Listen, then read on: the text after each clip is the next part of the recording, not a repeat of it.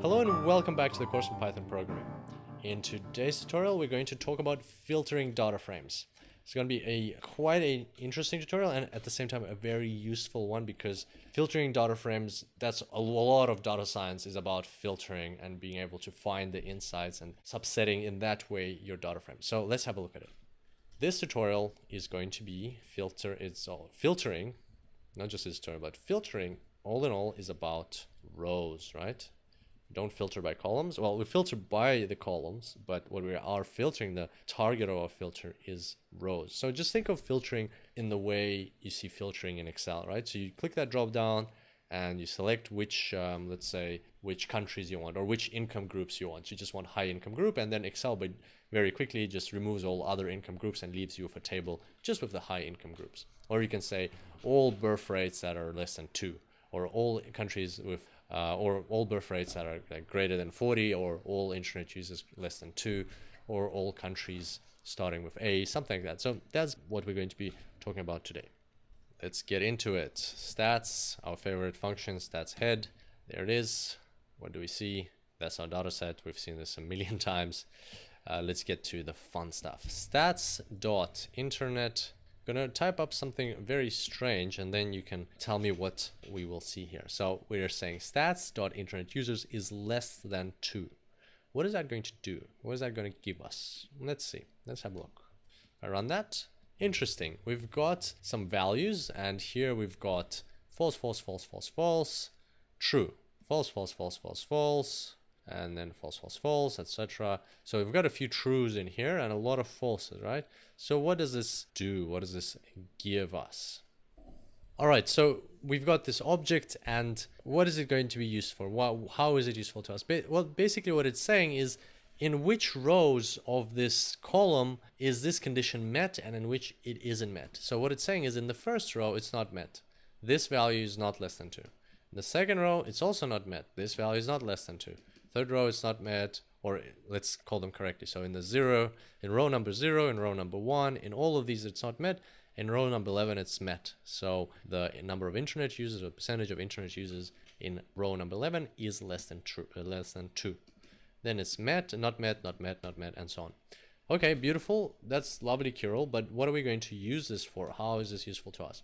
Well, let's say we take this and we do something even stranger. We'll say filter, we'll create a new object, and we'll put this value into filter. So we don't have to we could specify brackets here, we could run it like that, but Python knows right away that first you run something over here, then you run the equals operator, and then you put it in there. So you can run it like that as well. So if I look at filter now, you'll see that we've got those values in there. Okay, so things are getting very strange here. Why do we need this object called filter? What are we going to use it for? Well, let's have a look. What we're going to use it for is we're going to say stats. And remember how we would slice by rows and columns, and we'd say, we'd slice by rows and we'd say third row to the 7th row. And it would extract the third row to the 7th row. Or we'd say we want the 30th row to the 130th row. Well, that's a bit too much. Let's say 30th row to, I just don't want to sprint too much on the screen, 30th row to the 40th row, right? It would extract those values. Well, you don't have to specify exactly the row numbers in these square brackets. What you also can specify is you can specify the true false values. So you can specify a list of true false values and then that way tell Python which exactly rows you want to extract. So here what I'm going to do is I'm going to put our filter in here. So we already know that filter is this object with true and false. And now we're going to pass it to stats. Let's see how stats reacts. As you can see, what happened is stats looked up whatever was in filter, and wherever it said false, it did not take that row. So it said, all right, so this false corresponds to the row in place 0. This false corresponds to the row in place 1. So wherever it found a false, it did not take that row. Whenever it found a true, it did take that row. So let's have a look. 11 is true. Then we don't see how many trues are in that dot, dot, dot. That's fine. But we also know that 172 is true, right? So let's have a look here. We see 11 true and 172 is true. And notice that in all of these countries, the percentage of internet users is less than 2. So to quickly recap, what we did is we created a filter to check. So we used our data frame to create a filter, or we call it a filter, right? So it's just between us. In this course, we're calling it a filter. We created an object called filter to see in which positions internet users is less than 2. Then we took this filter and we put it back into that same data set to select those rows where the filter is true. And that's exactly what happened. How great is that? And what's even greater is conceptually, this is just like R. So congratulations. If you don't know R, if you haven't learned R before, you already know conceptually how to create filters in R. Exactly the same process. And when you get to R, you'll be able to do this. If you've taken R before, if you've learned R, or if you know a bit of R, then you'll find this concept very familiar and very easy to grasp in Python as well. That's one of the beauties about these two languages. There's a lot of similarities. All right, so now I can't help myself but say awesome. That was so inspiring. And now we're going to let's use this in practice now. All right, we're going to say stats.birth rate is greater than 40, right? So if we run that, we'll get all the countries where the birth rate is greater than 40. Okay, very interesting. Let's now find out which countries these are. So let's do the same thing, put it in here. So we'll say filter2 equals. All right, and now if we put that into our stats data frame, we'll get all the countries where the birth rate is greater than 40. So as we recall, that is 40, more than 40 or more. No, so it's more than 40 children are born per every 1,000 people of the population per year. That's what that means. So there we go. Those are the countries. As you can see, a lot of these countries are actually in Africa. And that is our filter 2. What I wanted to show you here is that we don't actually have to do this step. We don't have to create the filter and then put it in here. That was just for us to understand the concept, how it works. What we would really do is we just put this in here. If I run this, you can see I get the same result, exactly the same result. Now, this might come off as a bit confusing because here we've got stats and here we've got stats, but think of it always separately. Whenever you see something like this, or especially at the start, just think of it in this sense. Think that we're creating the filter first, so separate the two things. We're creating the filter first, great, that's what happened in here. And now we're putting the filter inside stats to use it to find the rows that we're looking for. If you think of it that way, it will never confuse you. It's very straightforward when you remember the way we learned it in the first place. All right, beautiful. So now we're going to look at an even more important, interesting concept, even more interesting. So let's say you want to combine those two filters. Let's say you want to create a object or a data frame where you have internet users less than 2 and at the same time birth rate greater than 40, right? So how do you do that? Well, the first idea or first intention would be birth rate greater than 40, and we'll use our logical AND operator in Python, and stats internet users is less than 21 or 20, less than 2. Less than 2. So if I run this, you'll see that we actually get an error. Why do we get an error? Why does that happen? Very interesting concept, because in R we wouldn't get an error. That's exactly how you do it in R. What is going on here? Error. Why? All right, let's have a look. Let's try to get to the bottom of this. All right, so we already know that you can separate these two things. Let's do that. Let's go and see if the error lies in this bit, in this first step. Let's run that. Yes, indeed, the error is here. So again, error. Why? Why do we have an error? What's going on? Well, what is going on is Python is not a vectorized programming language. And by default, what this AND means is it is trying to work with two single values. So it's saying this AND is waiting, it's expecting for a single true or false to be here and a single true or false to be here. And then it will combine them into either a true or a false. So this AND doesn't know how to work with objects like this. It doesn't know how to work with lists. It doesn't know how to work with objects that have lots of values in them, which we have on either side. So basically the error that we're getting here, the truth value of a series is ambiguous. So These are series, and the truth value of a series is ambiguous. And what is that telling? It's not telling us about the error that we've put the wrong thing here. No, Python is assuming that we did the right thing here. It's saying that it cannot tell what we have here and what we have here. So let me replace it. We already have filter 1, so we know that that is filter, and that is filter 2. So just for simplicity's sake, let's replace them here. And so we'll get the same error because that's exactly the same objects, the way we just created them here, right? So there's filter 2, we already know we've got that object, and filter 1, we also know that we've got that object. So basically what Python is saying here, the truth value, let's read this carefully, the truth value of a series is ambiguous. And by the way, we're learning quite a bit how to deal with errors here, right? How to understand them. So filter is a series, right? It's got all these true and falses. Filter 2 is also a series, it's got true and falses as well. So this AND expects a single true or false value here and a single true or false value here. Let me just move this a bit. And therefore, what is it's doing? So implicitly what you're doing, you're saying, by putting this AND, you're saying, okay, Python says that this should be a single value. Let's try to convert this filter to a single value, to this series to a single value. And same thing here. This series has to be converted to a single value. But in reality, that is not a straightforward operation. First of all, it's not what we want, right? We want this to be done on a vectorized level, or on an element by element level, like we did with addition and subtraction and division, multiplication. Even the comparisons here, they've been done on a level by level, on a element by element level, right? So every single element is being compared to 40. Every single element is being compared to 2. So that's what we want, the behavior we want here.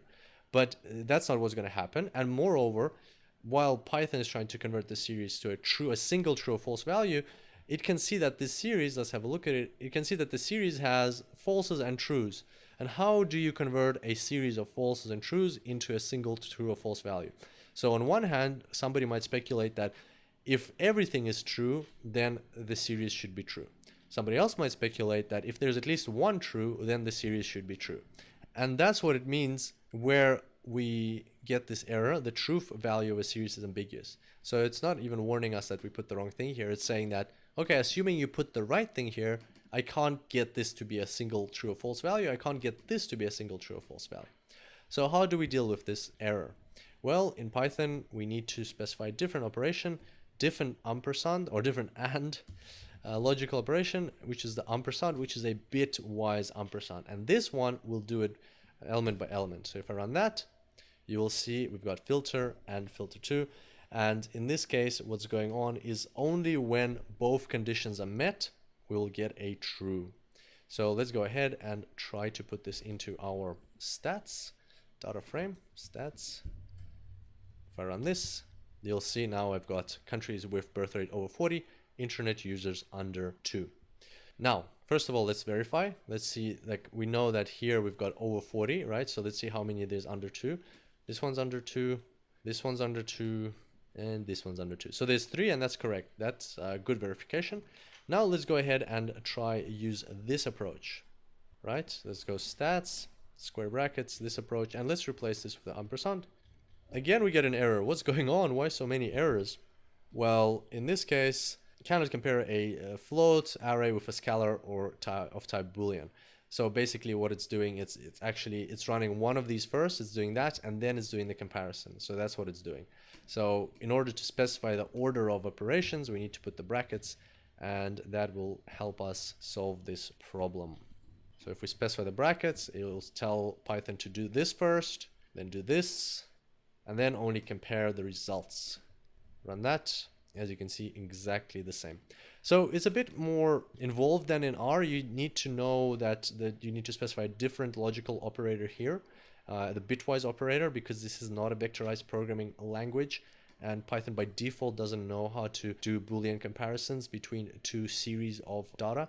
And also you need to specify these brackets because Python otherwise performs these actions or operations in the wrong sequence. But other than that, very, very similar to R.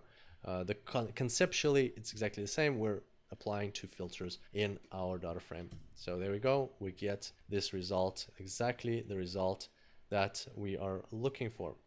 All right, I know this has been quite an intense tutorial. We learned a very powerful skill today. Let's take it to one notch higher. Then I'll give you a quick exercise and then we'll wrap up for today. All right, so another one. Just to recap and kind of look at a bit of a different example. We'll say stats, and now let's say in our, well, let's look at stats.head, right? Let's look at stats, and now we want to extract all of the ones that have just high income group. Stats, and here we're going to say stats dot income group. Remember, logical operators, it's the double equal sign, high income. And don't forget the capitalization of words matters. If I run that, I'll get all the countries with high income. There's quite a lot, 67 countries in the high income group. Very simple, so very similar approach, creating a logical series through stats income group. We're comparing it to high income, then we're passing it into the stats data frame. All right, beautiful. And now what else I wanted to show you quickly here is how to get the unique categories. So this is a categorical variable, obviously. How do we get the unique categories? Well, very simple. We say stats, income, group, and there's a function unique. If you run that, it'll actually give you the values. So sometimes in a data frame, you might have so many of them, you might not be able to pull them out like just by looking at it. If you want to get the uniques, just take it like that. High income, low income, upper middle income, and lower middle income. So go ahead and give us a go. Try using one of these instead of high income. That would be a good exercise. But the quick exercise that I did have in mind, find out everything about Malta from this data set. So there's a country there, Malta. How would you find the row that corresponds to this country? Knowing what we've learned so far in this tutorial, you'll be able to do that. Click pause on this video and go ahead and give it a try. And in 3, 2, 1, I'm going to show you how I would do it. I would say stats, again, create the filter, country name. We're going to use the country name and we're going to say Malta equals, double equals, don't forget that, equals Malta, run that. And there you go, you've got the row corresponding to Malta. So apparently the country code for Malta is MLT. The birth rate in Malta is 9.5. So per every 1,000 people, every year, 9.5 people are born. So not that many, not 40. As we saw, there were a few countries with 40. And internet users, the percentage is quite high, 68.9%. And Malta belongs to the high income group of countries. They have castles and yachts on Malta. Malta on that island in the Mediterranean. All right, there we go. So hopefully you enjoyed this tutorial and you learned quite a bit. The main focus of today's tutorial was filtering our data frames, and that is selecting the rows that we want. So basically recreating the filters that we can use in Excel, if you think of it that way, in Python. Very powerful technique, especially because we're using Python for data science. We're going to be needing this quite a lot. This is a special type of subsetting. We are subsetting our data frame, but it is a special type because we're doing it through the filtering approach. Where we're looking for certain values that meet certain criteria, or rows that meet certain criteria in certain columns. Okay, so definitely practice that. It's a very valuable skill, and it needs some practice to sink into your mind and for you to get very comfortable with it, so that it's on an intuitive level. And I'll leave you at that. I'll see you on the next tutorial. Until then, happy coding.